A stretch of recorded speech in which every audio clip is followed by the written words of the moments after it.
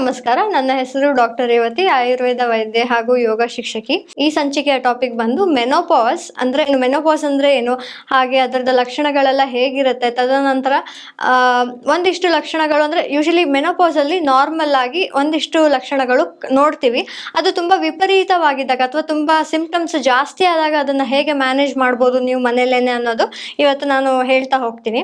ಫಸ್ಟಿಗೆ ಏನು ಮೆನೋಪಾಸ್ ಅಂದ್ರೆ, ಇವಾಗ ಪೀರಿಯಡ್ಸ್ ನಿಮ್ಗೆ ಇನ್ನು ಆಲ್ಮೋಸ್ಟ್ ಒಂದು 40 ಇಯರ್ಸ್ ಆಗಿರ್ಬೋದು ಅಥವಾ 45 ಇಯರ್ಸ್ ಆಗಿರ್ಬೋದು.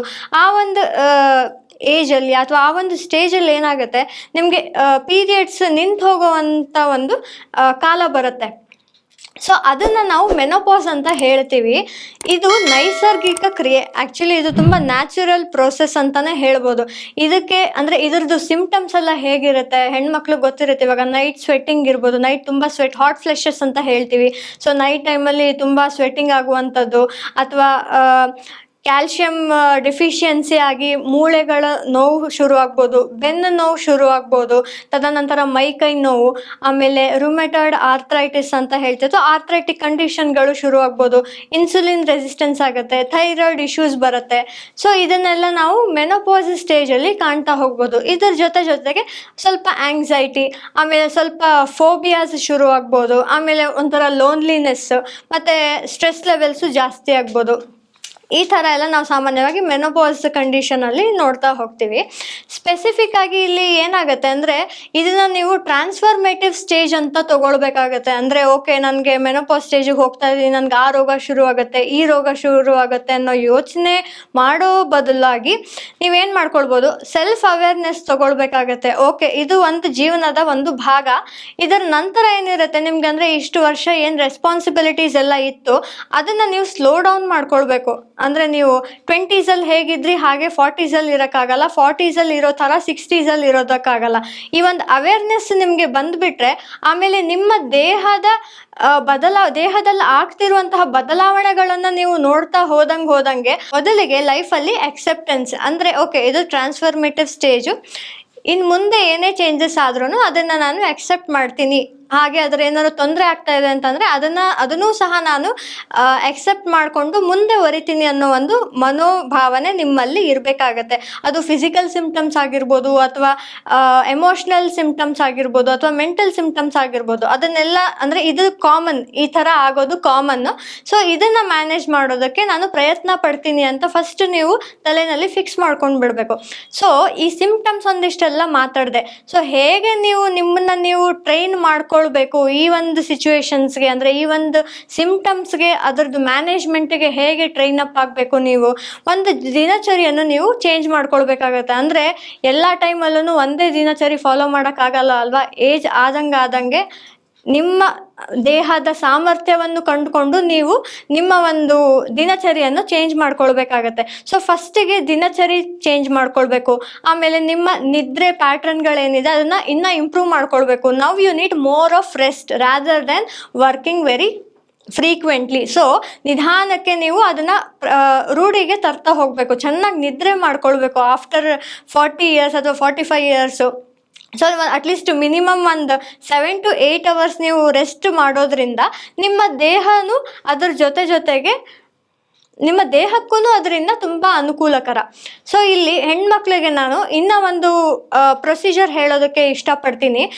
ಅಂದರೆ ಪೋಸ್ಟ್ ಮೆನೋಪಾಸ್ ನಿಮಗೆ, ಅಂದರೆ ಇವಾಗ ಮುಟ್ಟು ನಿಂತಿದೆ, ತದನಂತರ ನೀವು ಏನೆಲ್ಲ ಅಂದರೆ ಯಾವ ಒಂದು ಪ್ರೊಸೀಜರ್ ಮಾಡೋದ್ರಿಂದ ನಿಮ್ಮ ಹೆಲ್ತ್ ತುಂಬ ಚೆನ್ನಾಗಿರುತ್ತೆ ಅಂತ ಹೇಳೋದಾದರೆ, ಫಸ್ಟು ಫುಲ್ ಬಾಡಿ ಮಸಾಜ್. ಅಂದರೆ ನಿಮಗೆ ಟೈಮ್ ಸಿಕ್ಕಾಗ ಅಥವಾ ಡೈಲಿ ಆಗುತ್ತೆ ಅಂತಂದರೆ ಡೈಲಿ ಒಂದು ಸ್ನಾನ ಮಾಡೋಕ್ಕಿಂತ ಮುಂಚೆ ಅಭ್ಯಂಗ ಮಾಡ್ಕೊಳ್ಬೇಕು. ಅಂದರೆ ಫುಲ್ ಬಾಡಿ ಮಸಾಜ್ ಮಾಡ್ಕೊಳ್ಳೋದ್ರಿಂದ ಅದು ನಿಮಗೆ ಅಂದರೆ ಮಸಲ್ ಯೂಶಲಿ ಡಿಟೋರಿಯೇಟ್ ಆಗ್ತಾ ಬರುತ್ತೆ, ಅಥವಾ ನಿಮ್ಮ ಒಂದು ಇಶ್ಯೂಸ್, ಇವಾಗ ಹೇರ್ ಫಾಲ್ ಇಶ್ಯೂಸ್ ಅಥವಾ ಸ್ಕಿನ್ ಇಶ್ಯೂಸ್ ಜಾಸ್ತಿ ಆಗಿರುತ್ತೆ, ಅದನ್ನೆಲ್ಲ ಮೇಂಟೈನ್ ಮಾಡುತ್ತೆ ಬಾಡಿ ಮಸಾಜ್ ಮಾಡ್ಕೊಳ್ಳೋದ್ರಿಂದ. ಆಮೇಲೆ ಫ್ರೀಕ್ವೆಂಟ್ ಆಗಿ ನೀರು ಕುಡಿತಾ ಇರಬೇಕು. ನೀವು ಎಷ್ಟು ನೀರು ಕುಡಿತೀರಾ, ವಾರ್ಮ್ ವಾಟರ್, ನಾನು ತುಂಬ ತಂಪು ನೀರು, ಫ್ರಿಜ್ಜಲ್ಲಿ ಇಟ್ಟಿರೋ ನೀರು ಕುಡೀರಿ ಅಂತ ನಾನು ಸಜೆಸ್ಟ್ ಮಾಡ್ತಾ ಇಲ್ಲ. ವಾರ್ಮ್ ವಾಟರ್ ಎಷ್ಟು ಕುಡಿತೀರಾ ಅಷ್ಟು ಒಳ್ಳೆಯದು. ಆಮೇಲೆ ಮುಂಚೆಯಿಂದ ಹೇಳ್ತಾ ಬರ್ತಾ ಇದೀನಿ ಅಂದರೆ ಪಾದಾಭ್ಯಂಗ, ಕಾಲಿಗೆ ಫೂಟ್ ರೀಜನ್ಗೆ ಮಸಾಜ್ ಮಾಡ್ಕೊಳ್ಳುವಂಥದ್ದು. ಇಲ್ಲಿ ಇನ್ನೊಂದು ನಾನು ಆ್ಯಡ್ ಮಾಡೋದಕ್ಕೆ ಇಷ್ಟಪಡ್ತೀನಿ, ಅದು ಏನಂತಂದರೆ ಬ್ಯಾಕ್ ಮಸಾಜ್. ಅಂದರೆ ಹಿಂದೆ ನಿಮ್ಮ ಒಂದು ಸೊಂಟದ ಭಾಗದಲ್ಲಿ ಸೊಂಟ ಭಾಗ ಏನಿರುತ್ತೆ ಅಲ್ಲಿ ನೀವು ಸ್ವಲ್ಪ ಮಸಾಜ್ ಮಾಡ್ಕೊಳ್ಳೋದ್ರಿಂದ, ಆಮೇಲೆ ಜಾಯಿಂಟ್ಸ್ಗಳಿಗೆ ನಿಮ್ಮ ನೀ ಜಾಯಿಂಟ್ಸ್ ಏನಿದೆ ಅಲ್ಲಿ ನೀವು ಮಸಾಜ್ ಮಾಡ್ಕೊಳ್ಳೋದ್ರಿಂದ ನಿಮಗೆ ರುಮಟಾಯ್ಡ್ ಆರ್ಥರೈಟಿಸ್ ಅಂತ ಒಂದು ಕಂಡೀಷನ್ಗಳು ಏನಾದರೂ ಉತ್ಪತ್ತಿ ಆಗಿದ್ರೆ ಅದನ್ನೆಲ್ಲ ಕಂಟ್ರೋಲ್ ಮಾಡೋದಕ್ಕೆ ಆಗುತ್ತೆ. ಇಲ್ಲಿ ಇನ್ನೊಂದೇನಪ್ಪ ಅಂತಂದ್ರೆ, ಯಾಕೆ ಈ ಮಸಾಜ್ಗಳು ಇಲ್ಲಿ ತುಂಬಾ ಇಂಪಾರ್ಟೆನ್ಸ್ ಯಾಕೆ ಅದ್ರ ಅಷ್ಟು ನಾವು ಮಹತ್ವ ಕೊಡ್ತೀವಿ ಅಂತ ಆದಾಗ, ಮೆನೋಪಾಸ್ ಇಲ್ಲಿ ಆಯುರ್ವೇದದ ಪ್ರಕಾರ ಹೇಳೋದಾದ್ರೆ ವಾತದ ಒಂದು ಕೆಲಸ ಆಗಿದೆ. ಅಂದ್ರೆ ಇವಾಗ ವಾತ 40 to 60 ಇಯರ್ಸ್ ಅಂತ ಏನು ಹೇಳ್ತೀವಿ, ವಾತಕಾಲ ಅಂತ ಹೇಳ್ತೀವಿ. ಆದರೆ ಮೆನೋಪಾಸ್ ಆಗಬೇಕು ಅಂತಾದಾಗ ಅಲ್ಲಿ ವಾತದ್ದು ಪ್ರಮುಖ ಪಾತ್ರ ಇದೆ. ಸೊ ಈ ವಾತವನ್ನು ನೀವು ಕಂಟ್ರೋಲ್ ಮಾಡೋದಕ್ಕೆ, ಅಂದರೆ ಅಪಾನ ವಾಯು ಅನ್ನೋದು ಏನಿದೆ ದೇಹದಲ್ಲಿ ಅದನ್ನು ನೀವು ಕಂಟ್ರೋಲ್ ಮಾಡೋದಕ್ಕೆ ಮಸಾಜ್ ಮುಖಾಂತರ ಅಥವಾ ತೈಲ ಉಪಯೋಗಿಸೋದ್ರಿಂದ ಅಥವಾ ತುಪ್ಪದ ಬಳಕೆಯಿಂದ ನೀವು ಅಂದರೆ ಸ್ವಲ್ಪ ದೇಹಕ್ಕೆ ಸ್ನಿಗ್ಧಾಂಶವನ್ನು ಕೊಟ್ಟಾಗ ಆ ಒಂದು ವಾತ ಅನ್ನೋದು ಕಂಟ್ರೋಲ್ ಆಗುತ್ತೆ.